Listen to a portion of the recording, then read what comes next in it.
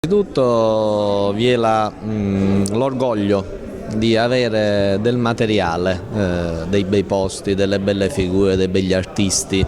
del bel mare da poter promuovere. È una pubblicità, quindi è ovvio che siamo ben consapevoli che poi la nostra città, il nostro territorio, noi stessi abbiamo altri limiti,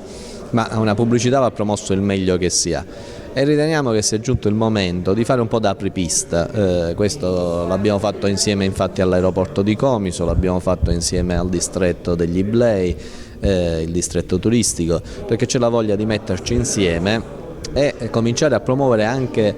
commercialmente e professionalmente il nostro territorio. Dobbiamo attrezzarci turisticamente, dobbiamo utilizzare l'opportunità dell'aeroporto di Comiso e dobbiamo promuoverci fuori, perché non ci dobbiamo promuovere dentro.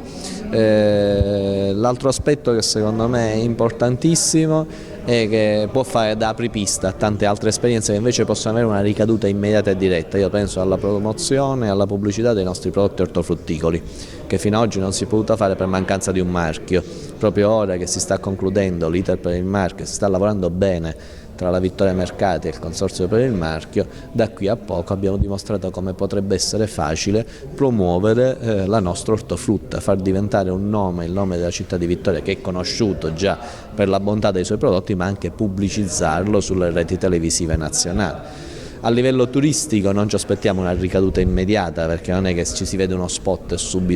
subito arrivano i turisti a frotte, però comincia a viaggiare, inneschiamo quel meccanismo che abbiamo conosciuto con il fenomeno Montalbano, un meccanismo che con alcune immagini televisive dei luoghi più belli della nostra provincia ha fatto arrivare nell'arco poi di anni, non certamente immediatamente, ha fatto circolare in tutta Europa il nome della provincia di Ragusa, i luoghi di Sciclidi e viva Dio anche qualche zona di Vittoria come la piazza San Giovanni, piazza del Popolo o il mare di Scoglitti, e quindi ci aspettiamo e lavoriamo per un effetto simile. Stiamo cercando di lavorare su più fronti per rilanciare la città e il fronte turistico è uno di questi.